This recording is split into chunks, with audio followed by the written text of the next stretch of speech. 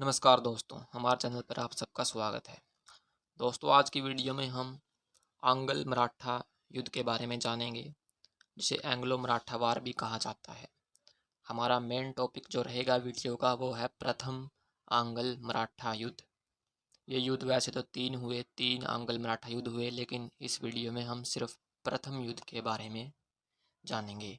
चलिए फिर ज़्यादा देर न करते हुए हम इस वीडियो को शुरू करते हैं।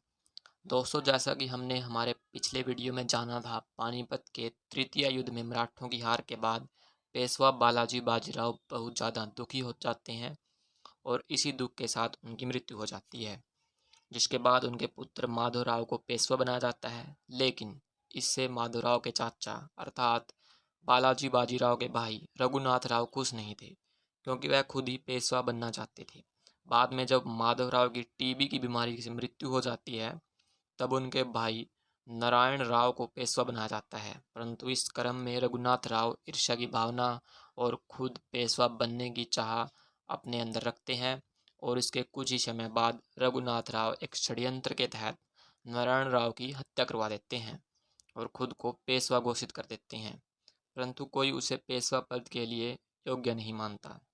इसके बाद नारायण राव की पत्नी उनके पुत्र को जन्म देती है और उनके पुत्र को सवाई माधवराव नाम दिया जाता है।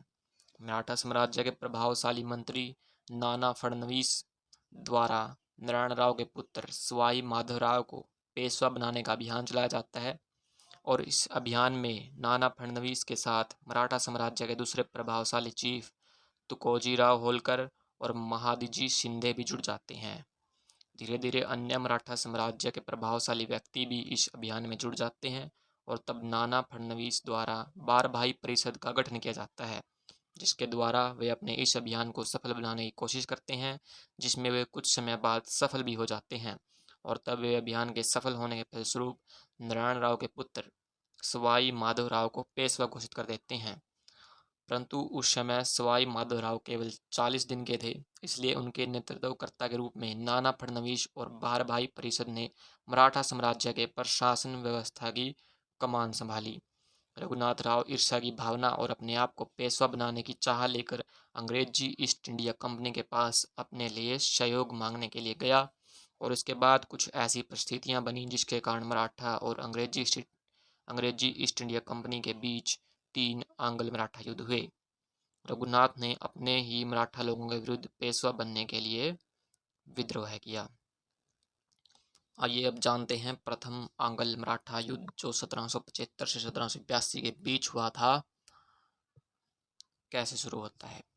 1775 में रघुनाथ राव भारत में व्यापार करने आई अंग्रेजी कंपनी के पास अपने आप को मराठा साम्राज्य में पेशवा बनाने के लिए सहयोग मांगने के लिए जाते हैं और उस समय वह सूरत में अंग्रेजी कंपनी की बॉम्बे परिषद के पास जाते हैं। वहाँ पर उन दोनों के बीच अंग्रेजी ईस्ट इंडिया कंपनी और जो है ये रघुनाथ जी के बीच संधि होती है, जिसे सूरत की संधि कहा जाता है। अंग्रेजी ईस्ट इंडिया कंपनी ने रघुनाथ राव को पेशवा बनाने के लिए सहयोग देने के लिए कुछ शर्तें रखी। वे शर्तें इस प्रकार थी: सोलसेट और बसीन के क्षेत्र अंग्रेजी ईस्ट इंडिया कंपनी को दे दिए जाएंगे। इन क्षेत्रों में वर्तमान का मुंबई और ठाणे जैसे क्षेत्र आते हैं। सूरत और भरूच के क्षेत्रों से आने वाले राजस्व को अंग्रेजी कंपनी के साथ बांटा जाएगा। रघुनाथ को पेशवा बनने की बहुत ज़्यादा चाह थी, इसलिए वे शर्तें रघुनाथ राव मान मान लेते हैं। इसके बदले में अंग्रेजी कंपनी के द्वारा रघुनाथ राव को 2500 सैनिक उसके सहयोग के लिए दे दिए गए। इसको सूरत की संधि कहा गया और यह संधि रघुनाथ राव और अंग्रेजी ईस्ट इंडिया कंपनी की बॉम्बे परिषद के मध्य 1775 में हुई थी और इस संधि की एक प्रतिलिपि बंगाल प्रेसिडेंसी के पास भी भेजी जाती है। इसके बाद सूरत की संधि के तहत रघुनाथ राव और अंग्रेजी कंपनी की तरफ से कर्नल किटिंग्स अपने सैनिकों के साथ मराठा साम्राज्य के साथ युद्ध करने के लिए गए। हरिपंत फड़के, जो बार भाई परिषद के सदस्य भी थे, उनके द्वारा मराठों की तरफ से नेतृत्व किया गया और इस प्रकार मार्च 1775 में प्रथम आंग्ल मराठा युद्ध की शुरुआत हो गई।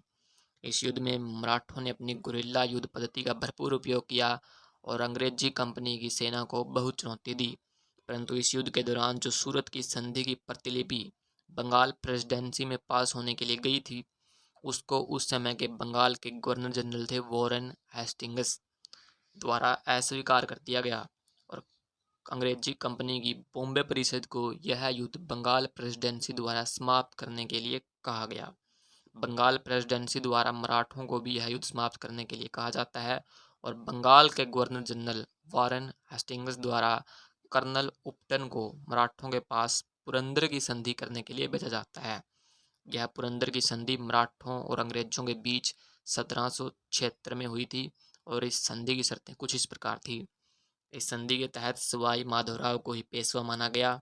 इसके साथ अंग्रेजी कंपनी के द्वारा मराठों के किसी भी विरोधी के साथ संधि नहीं की जाएगी, रघुनाथ से भी नहीं।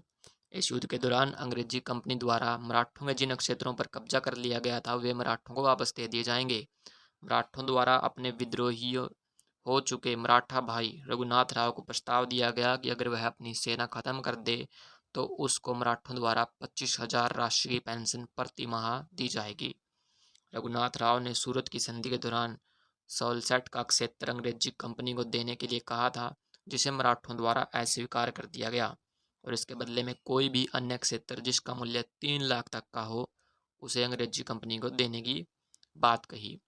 परंतु इस संधि के बाद भी अंग्रेजी कंपनी रघुनाथ राव के संपर्क में थी, जो पुरंदर की संधि का उल्लंघन था, क्योंकि उसके हिसाब से मराठों के किसी भी विरोधी के साथ अंग्रेजी कंपनी ने हाथ मिलाने के लिए मना किया था। इसके बाद मराठों ने अपने बल को और ज़्यादा बढ़ाने का प्रयास किया ताकि अंग्रेजी कंपनी भविष्य में उनसे युद्ध न कर पाए और इस क्रम में मराठों द्वारा 1777 में फ्रांस के साथ एक मैत्रीपूर्ण संधि करी गई। मराठों की यह संधि करने का उद्देश्य अपनी सेना को और ज़्यादा मजबूत और सुदृढ़ बनाना था। मराठों की फ्रांस के साथ इस मैत्रीपूर्ण संधि के तहत फ्रांस द्वारा मराठों को 2500 यूरोपीय सैनिक दे दिए गए और 10,000 भारतीय सैनिकों को यूरोपीय लाइनों में प्रशिक्षण देने की बात कही गई और इसके बदले में मराठों द्वारा फ्रांस को पश्चिमी बंदरगाह व्यापार करने के लिए दे दिए गए। मराठों की फ्रांस के साथ ऐसी संधि को जानकर अंग्रेजी कंपनी ने इसका विरोध किया और मराठों पर आक्रमण कर दिया।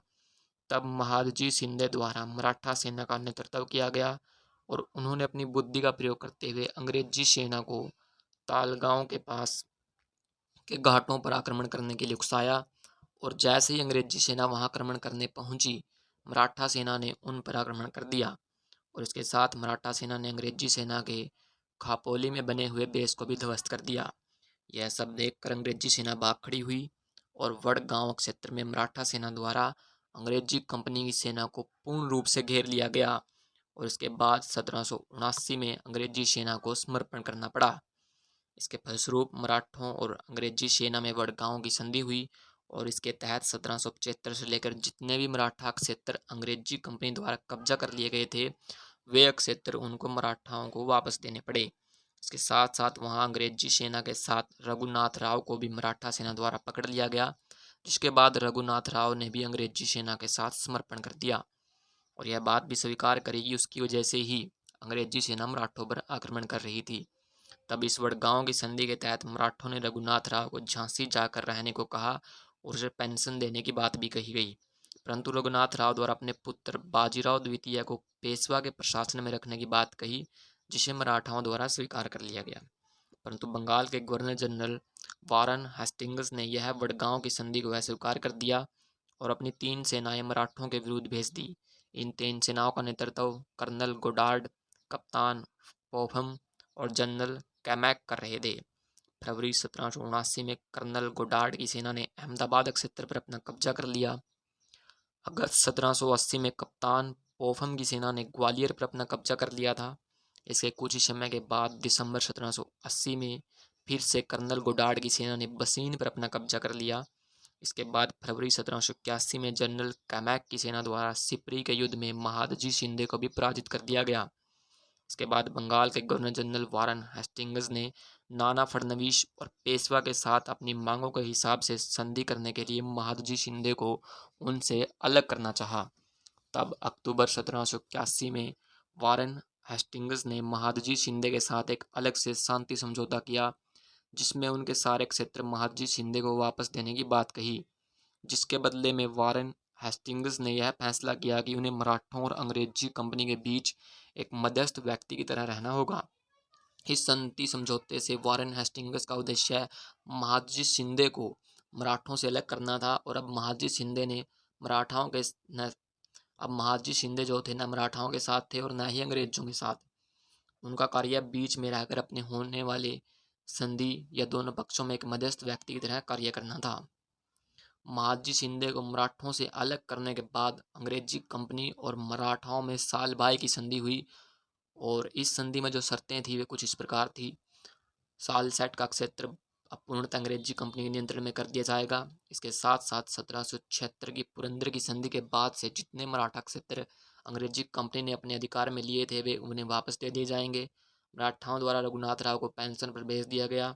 मराठा किसी अन्य यूरोपीय देश के साथ कोई संधि नहीं कर सकते। और इस बिंदु पर महादजी शिंदे को दोनों पक्षों की ओर से साक्षी बना दिया गया। अगर दोनों पक्षों की ओर से कोई संधि के विरुद्ध कार्य करता है तो उसकी पूर्ण जिम्मेदारी महादजी शिंदे की होगी। इसके बाद अंग्रेजी कंपनी फिर से मराठा क्षेत्रों में अपना व्यापार का कार्य करने लगी। तो दोस्तों, यह थी कहानी प्रथम आंग्ल मराठा युद्ध की। आपको यह जानकारी कैसी लगी हमें कमेंट करके जरूर बताइए और हमारे चैनल को सब्सक्राइब कीजिए। मिलते हैं अगले वीडियो में। जय हिंद, जय भारत।